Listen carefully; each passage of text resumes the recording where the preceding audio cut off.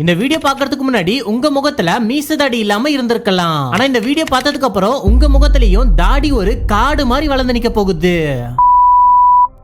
S friends, இந்த video ஆண்களுக்கானது தான். முன்னாடி காலத்துல எல்லாம் பாத்தீங்கன்னா மீசதாடி இல்லாத ஆண்களே இல்லன்னு சொல்லலாம். ஏன் அவங்களுக்கு நெஞ்சு புறா கூட முடியாத இருந்திருக்கும். ஆனா இப்பத்தி ஜெனரேஷன்ல பல ஆண்களுக்கு தாடியே சரியா வளர்றது இல்ல. சிலருக்கு பேச்சி பேச்சியே அங்கங்க இருக்கும், சிலருக்கு அது கூட இல்லாம இருக்குது. இதுக்கு காரணம் என்ன தெரியுமா? அதுதான் டெஸ்டோஸ்டிரோன். இது ஆண்களோட செக்ஸ் ஹார்மோன் சொல்லுவாங்க. இந்த வார்த்தைகளை நல்லா ஞாபகம் வச்சுக்கோங்க. Testosterone, sex hormone and beard growth இது எல்லாமும் ஒண்ணுத்துக்கு ஒண்ணு கனெக்ஷன் ஆனது. பியர்ட் growth நல்லா இருந்தா டெஸ்டோஸ்டிரோன் கரெக்ட்டா இருக்குதுன்னு அர்த்தம். அண்ட் செக்சுவல் லைஃப் நல்லா இருக்கணும்னா அப்போ உங்க டெஸ்டோஸ்டிரோன் கரெக்ட்டா இருக்கணும்னு அர்த்தம். ஓகே, ஒரு ஸ்டடில என்ன கண்டுபிடிச்சிருக்காங்கன்னா 1970ல வாழ்ந்த ஒரு 60 வயசு தாத்தாவோட உடம்புல எந்த அளவுக்கு டெஸ்டோஸ்டிரோன் லெவல் இருந்துச்சோ அந்த அளவுக்கான டெஸ்டோஸ்டிரோன் லெவல் தான் இன்னைக்கு இருக்கிற 20 to 35 வயசு ஆண்கள் கிட்ட இருக்குதான். இதனால தான் நீங்களே பார்த்திருப்பீங்க, உங்க ஃப்ரெண்டுக்கும் உங்க ஏஜ் தான் ஆகும். ஆனா அவனுக்கு பியர்ட் எல்லாம் வளர்ந்து பெரிய ஆம்பளை மாதிரி இருப்பான். ஆனா அதே வயசுல இருக்கிற உங்களுக்கு பியர்ட் இன்னும் வளர்ந்திருக்காது, மீசையும் அவ்வளவு ஸ்ட்ராங்கா விசிபிளா இருக்காது. இது ஏன்னா உங்க ஃப்ரெண்டோட பாடியில டெஸ்டோஸ்டிரோன் அளவு அதிகமா இருந்திருக்கும், உங்க பாடியில கம்மியா இருந்திருக்கும். நான் உங்கள்ட்ட ஓபனாவே சொல்லிடுறேன், உங்க தாத்தாக்கு பியர்ட் இல்ல, உங்க அப்பாவுக்கு இல்ல, உங்களுக்கும் இல்ல, அப்போ இது பிரச்சனை இல்ல. பட் அதுவே உங்க அப்பாவுக்கு இருந்திருக்கு ஆனா உங்களுக்கு பியர்ட் இல்ல அப்படின்னா அப்போ உண்மையிலே நீங்க ஒரு பேட் கண்டிஷன்ல தான் இருக்கீங்க. பட் நீங்க ஒண்ணு கவலைப்படாதீங்க. இன்னைக்கு வீடியோல டெஸ்டோஸ்டிரோன் லோவா இருந்துச்சுன்னா அப்போ பாடியில ஏற்படக்கூடிய சிம்டம்ஸ்ல என்னன்னு சொல்ல போறேன். சோ டெஸ்டோஸ்டிரோன் உங்களுக்கு லோவா இருக்கான்னு கண்டுபிடிச்சிடலாம். அண்ட் உங்க பியர்ட் growthக்காக உங்க வீட்டு கிச்சன்ல ஆல்ரெடி இருக்கக்கூடிய 5 நேச்சுரல் ஃபுட்ஸ் அண்ட் ஹெர்ப்ஸ் எல்லாம் என்ன, அதை எப்படி எடுத்துக்கிட்டா டெஸ்டோஸ்டிரோன் உங்க பாடியில இன்க்ரீஸ் ஆகி பியர்ட் growth ஏற்படும்னு சொல்ல போறேன். அண்ட் கடைசியா உங்க பியர்ட் grow ஆகாம இருக்க நீங்க என்னெல்லாம் மிஸ்டேக்ஸ் பண்ணிட்டு இருக்கீங்க, அதை எப்படி சரி செஞ்சு ஆகணும்னு சொல்ல போறேன். மொத்தத்துல இந்த வீடியோ ஒரு பாய மென்னா மாத்த போகுது, அதாவது ஆண்களுக்கான அடையாளத்தை ஏற்படுத்தி தரப்போகுது. சோ ஆண்கள் இந்த வீடியோவை கொஞ்சம் கூட ஸ்கிப் பண்ணாம பாருங்க. டெஸ்டோஸ்டிரோன் இது ஒரு ஹெல்த்தியா இருக்கிற ஆணோட உடம்புல 300 to 1000 நானோகிராம்ஸ் பெர் டெசிலிட்டர் அளவு இருக்கணும். பட் அதுவே 300க்கும் கம்மியா இருந்தா அப்போ இது நல்லதுக்கே இல்ல. சரி, உங்ககிட்ட ஒரு கேள்வி கேக்குறேன், உங்க உடம்புல டெஸ்டோஸ்டிரோன் லெவல் 300க்கும் மேல இருக்கா இல்ல கம்மியா இருக்கா? இங்க பாருங்க, இதை நீங்க தெரிஞ்சுக்கிட்டே ஆகணும். இதுக்கு நீங்க உங்க ஊர் லேப்ல டெஸ்ட் பண்ணி தெரிஞ்சுக்கலாம். அப்படி இல்லாட்டி டெஸ்டோஸ்டிரோன் ஒருத்தர் உடம்புல கம்மியா இருந்துச்சுன்னா அது வெளிப்படுத்தக்கூடிய சில சிம்டம்ஸ் எல்லாம் இருக்கு. கிட்டத்தட்ட 10 அறிகுறிகள் நான் இப்ப சொல்றேன், அதெல்லாம் உங்களுக்கு இருக்கான்னு செக் பண்ணி பாத்துக்கோங்க. First one, low sexual drive. உங்களோட செக்சுவல் லைஃபை பூஸ்ட் பண்றதுல இந்த டெஸ்டோஸ்டிரோன் ஒரு பெரிய ரோல் ப்ளே பண்ணிட்டு இருக்கு. அதனால உங்களுக்கு செக்சுவல் டிரைவ் குறையிற மாதிரி ஃபீல் பண்றீங்கன்னா அப்போ டெஸ்டோஸ்டிரோன் உங்க உடம்புல கம்மியா இருக்குதுன்னு அர்த்தம். பட் நீங்க கல்யாணம் ஆகாத பையனா இருந்தீங்கன்னா அப்போ என்ன சிம்டம்ஸ் வச்சு கண்டுபிடிக்கலாம்னா, உங்களுக்கு எரெக்டைல் டிஸ்ஃபங்க்ஷன் இருந்துச்சுன்னா, அதாவது சரியா மூட் ஆகலன்னா அப்போ உங்க பாடியில 300 லெவல்ல விட கம்மியான டெஸ்டோஸ்டிரோன் இருக்குதுன்னு அர்த்தம். ஸ்டடீஸ்ல என்ன சொல்றாங்கன்னா, யார் உடம்புல எல்லாம் டெஸ்டோஸ்டிரோன் லெவல் கம்மியா இருக்கோ அவங்களோட ஸ்பெர்ம் கவுண்டும் கம்மியா இருக்குதான், அண்ட் ஸ்பெர்ம் குவாலிட்டியே இல்லாம இருக்குதான். சோ நீங்க இதுல இருந்தே புரிஞ்சுக்கலாம் டெஸ்டோஸ்டிரோன் உங்க பெட் லைஃப்க்கும் அண்ட் குழந்தை பெத்துக்கிறதுக்கும் எவ்வளவு இம்பார்ட்டன்ட் அப்படின்னு. அடுத்த அறிகுறி premature hair loss. Hair loss ஆகுறதுமே லோ டெஸ்டோஸ்டிரோனுக்கான ஒரு அறிகுறி தான். உங்களுக்கு பியர்ட் வளரலனா ஆர் வளர்ந்திருக்கு ஆனா ஃபுல் இடத்துலயும் இல்லாம பேட்சி பேட்சியா இருக்குதுன்னா அப்போ டெஸ்டோஸ்டிரோன் உங்களுக்கு கம்மியா இருக்குன்னு தான் அர்த்தம். அடுத்து டயர்ட்னஸ். நீங்க நல்லா தூங்கினாலுமே உங்களுக்கு டயர்டா இருக்கா, எப்பவுமே சோம்பேறித்தனமா ஃபீல் பண்றீங்களா, அப்போ அதுவும் லோ டெஸ்டோஸ்டிரோனுக்கான அறிகுறி தான். அடுத்து நீங்க ஜிம்க்கு போறீங்க, நல்ல ஹெல்த்தியான ஃபுட்ஸ் எல்லாம் எடுத்துக்கிறீங்க, ஆனாலும் உங்களுக்கு மசில் பில்ட் ஆகலன்னா அதுவும் லோ டெஸ்டோஸ்டிரோனோட அறிகுறி தான். ஸ்டடீஸ் என்ன சொல்லுதுன்னா, யாருக்கு லோவா டெஸ்டோஸ்டிரோன் இருக்குதோ அவங்களுக்கு மசில் மாஸ் கம்மியாவும் பாடி ஃபேட் அதிகமாவும் இருக்குமா. அடுத்ததா ஒரு மென்னோட செஸ்ட்ல ஃபேட் ஸ்டோர் ஆகுதுன்னா, செஸ்ட் பார்க்க ஸ்ட்ரக்சரா இல்லாம தொழ தொழன்னு இருந்தா அப்போ டெஸ்டோஸ்டிரோன் உங்க உடம்புலயும் கம்மியா இருக்குதுன்றதுக்கான அறிகுறி தான் இது.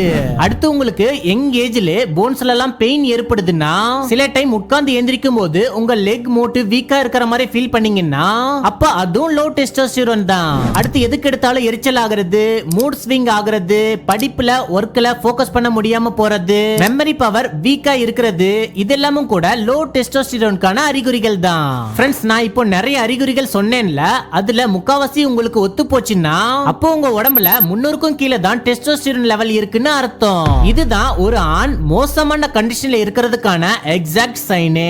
சோ உங்க டெஸ்டோஸ்டிரோனை 500 to 1000 வரை இன்க்ரீஸ் பண்றதுக்கான 5 நேச்சுரல் உணவுகள் பத்தி சொல்றேன். அண்ட் அது கூடவே சில ஸ்டெப்ஸும் இருக்குது. அதையும் சேர்த்து நீங்க ஃபாலோ பண்ணீங்கன்னா டெஸ்டோஸ்டிரோன் உங்க உடம்புல ஸ்பைக் ஆகி சீக்கிரமா உங்களுக்கு பியர்ட் வளர ஆரம்பிக்கும். அண்ட் இப்போ நான் சொல்ல போற எல்லாத்தையும் இன்னையில இருந்து 30 டேஸ்க்கு ஃபாலோ பண்ண ஆரம்பிங்க. Number 1, ginger. உங்க உடம்புல டெஸ்டோஸ்டிரோன் லெவல் கம்மியா இருந்துச்சுன்னா அப்போ சயின்ஸ் ரெக்கமெண்ட் பண்ணுது நீங்க ஜிஞ்சர் எடுத்துக்கோங்கன்னு. இஞ்சி இது டெஸ்டோஸ்டிரோன் ஹார்மோன் ப்ரொடக்ஷனை பூஸ்ட் பண்ணி விடுதுன்னு பல ஸ்டடீஸ்ல கன்ஃபார்ம் பண்ணிருக்காங்க. அண்ட் இஞ்சி உங்க டயட்ல ஆட் பண்ணிக்கிறதால சில பெனிஃபிட்டுமே கிடைக்குது. முதல் பெனிஃபிட் ஸ்டடி என்ன சொல்லுதுன்னா யாருக்கெல்லாம் ஹை பிளட் பிரஷர் இருக்குதோ அவங்களுக்கெல்லாம் எரெக்டைல் டிஸ்ஃபங்க்ஷன் ஆகுமா. பட் நீங்க ஜிஞ்சர் எடுத்துக்கிறதால இது பிளட் ஃப்ளோவை சீரமைக்குது, எரெக்ஷனை உருவாக்குது அண்ட் அதை மெயின்டைன் பண்ணவும் ஹெல்ப் பண்ணுதுன்னு சொல்றாங்க. அடுத்த பெனிஃபிட் இம்ப்ரூவ் ஃபெர்டிலிட்டி. அப்படி உங்க குடும்பத்தை விருத்தியடைய செய்யணும்னா அப்போ உங்க சாப்பாட்டுல இஞ்சி சேர்த்துக்கோங்கன்னு சொல்லுவாங்க. எலி வச்சு ஒரு ஸ்டடி நடத்தினாங்க. அதுல டயபெட்டிஸ் நோய் உள்ள எலிக்கு இஞ்சி கொடுத்துட்டு வர்றப்போ என்ன ஆச்சுன்னா அந்த எலியோட sperm quality and sperm concentration improve ஆச்சாம். அடுத்து மனிதனுக்கும் இதே ரிசல்ட் தான் கிடைச்சது. அதாவது இஞ்சி ஒரு ஆணோட ஸ்பெம் குவாலிட்டி அண்ட் அதோட நீடித்த தன்மையை மேம்படுத்துது. ஏன்னா இஞ்சி டெஸ்டோஸ்டிரோன் லெவலை அதிகப்படுத்துது. சோ நீங்க இஞ்சிய ஜிஞ்சர் ஊறுகாய், ginger supplements, ginger tea, ginger ஜூஸ்னு எப்படி வேணாலும் எடுத்துக்கலாம். பட் ஒரு நாளுக்கு 3 to 4 கிராம் அளவு தான் எடுத்துக்கணும். பட் நீங்க ஜிஞ்சர் பவுடரை எடுத்துக்கிட்டீங்கன்னா 1 டேபிள் ஸ்பூன் 1 டேக்கு எடுத்துக்கலாம். சோ இனி வர 30 நாட்களுக்கு இந்த அளவுக்கான இஞ்சி இனி இன்டேக் பண்ணிக்கோங்க. Number 2, onion. வெங்காயம் இதுவுமே டெஸ்டோஸ்டிரோனை இன்க்ரீஸ் பண்ண உதவி பண்ணுது. இது ரிச் ஆன்டி ஆக்சிடென்ட் கொண்டது அண்ட் இதுல இருக்கக்கூடிய நியூட்ரிஷனல் கண்டென்ட் ஹார்மோன்ஸை பேலன்ஸ் பண்ண ஹெல்ப் பண்ணுது. அது மட்டும் இல்லாம ஸ்பெம் கவுண்டை இன்க்ரீஸ் பண்ணவும் ஹெல்ப் பண்ணுது அண்ட் டைரக்டா ஹேர் growthக்கும் இது ஹெல்ப் பண்ணுது. அதுலயும் குறிப்பா சின்ன நாட்டு வெங்காயம் இருக்குல்ல, இதுல தான் எக்கச்சக்க பெனிஃபிட் இருக்குது. இந்த வெங்காயத்தை நீங்க ராவாவும் எடுத்துக்கலாம். லைக் பழைய சோறு கூட வெங்காயம் கடிச்சுக்கிட்டு சாப்பிடலாம். வெங்காய கச்சிமீர், ஆனியன் சாலட், இல்லாட்டி நீங்க ஆனியன் ஜூஸாவும் ரெடி பண்ணி குடிக்கலாம். Number 3, fenugreek. அதாவது வெந்தயம். இந்த வெந்தயம் இருக்குதுல்ல, இது வயதான ஆண்களோட உடம்புலயும் கூட டெஸ்டோஸ்டிரோன் லெவலை இன்க்ரீஸ் பண்ற அளவுக்கு சக்தி வாய்ந்தது. இந்த வெந்தயத்தை வச்சு ஒரு ஸ்டடி ஒன்னு கண்டக்ட் பண்ணாங்க. மக்களை 2 குரூப்பா பிரிச்சு ஒரு குரூப்ப ரெசிஸ்டன்ஸ் ட்ரைனிங் அதாவது எக்ஸசைஸ் பண்ண சொல்லியும் இன்னொரு குரூப்ப 8 வாரத்துக்கு டெய்லி ட்வைஸ் 300 மில்லிகிராம் வெந்தயத்தையும் எடுத்துக்க சொன்னாங்க. 8 வீக்ஸ் லேட்டர் ரிசல்ட் தெரிய வந்துச்சு. அதுல என்ன தெரிய வந்துச்சுன்னா எக்ஸசைஸ் பண்ணவங்க உடம்புல இருந்த டெஸ்டோஸ்டிரோன் லெவலை விட வெந்தயம் எடுத்துக்கிட்டவங்க உடம்புல டெஸ்டோஸ்டிரோன் அதிகரிச்சு இருந்துச்சாம். சோ அதனால உங்க டயட்ல வெந்தயத்தை சேர்க்க மறந்துடாதீங்க.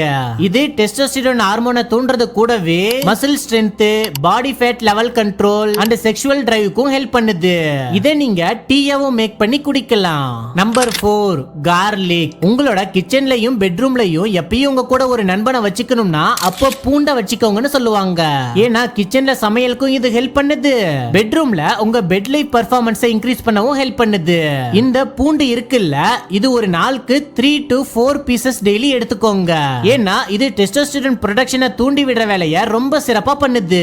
இதை நீங்க ராவா அப்படியே வாயில போட்டு மெல்லலாம். பட் அது உங்களுக்கு கஷ்டமா இருந்துச்சுன்னா பூண்டு ஊறுகாயை எடுத்துக்கலாம், சமைக்கிற ஃபுட்ல ஆட் பண்ணி எடுத்துக்கலாம், இல்லாட்டி கார்லிக் சப்ளிமெண்ட்ஸா கூட நீங்க எடுத்துக்கலாம். முக்கியமா உங்க சாப்பாட்டுல சிக்கிற பூண்டை இனி ஒதுக்கி வைக்காம இருங்க.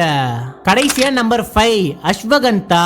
ஸ்டடீஸ்ல என்ன சொல்றாங்கன்னா அஸ்வகந்தாவை உங்க டயட்ல ஆட் பண்ணிக்கிட்டீங்கன்னா இது டெஸ்டோஸ்டிரோன் லெவலை 15% இன்க்ரீஸ் பண்ணுமா, ஸ்பெம் கவுண்ட 167% இன்க்ரீஸ் பண்ணுமா அண்ட் கார்டிசோலை 25% குறைக்குமா. கார்டிசோல் இத ஸ்ட்ரெஸ் ஹார்மோன் சொல்லுவாங்க. இந்த கார்டிசோல் ஹார்மோன் எந்த அளவுக்கு பாடியில கம்மியா இருக்கோ அந்த அளவுக்கு டெஸ்டோஸ்டிரோன் உடம்புல ஸ்பைக் ஆக ஆரம்பிக்கும். இதுக்கு அஸ்வகந்தா செம்மையா ஹெல்ப் பண்ணும். ஆயுர்வேதால என்ன சொல்லிருக்காங்கன்னா நீங்க அஸ்வகந்தா கூட சத்தவாரியும் சேர்த்து எடுத்துக்கிட்டீங்கன்னா இன்னும் அதிகமான பெனிஃபிட் கிடைக்குமா. அதனால நீங்க ½ டேபிள் ஸ்பூன் அஸ்வகந்தா பிளஸ் சத்தவாரிய 30 நாட்களுக்கு தொடர்ந்து தூங்க போறதுக்கு முன்னாடி பால்ல கலந்து குடிங்க. 31வது நாள் நீங்க லேப்ல போயிட்டு உங்க பிளட் டெஸ்ட் பண்ணி பாருங்க.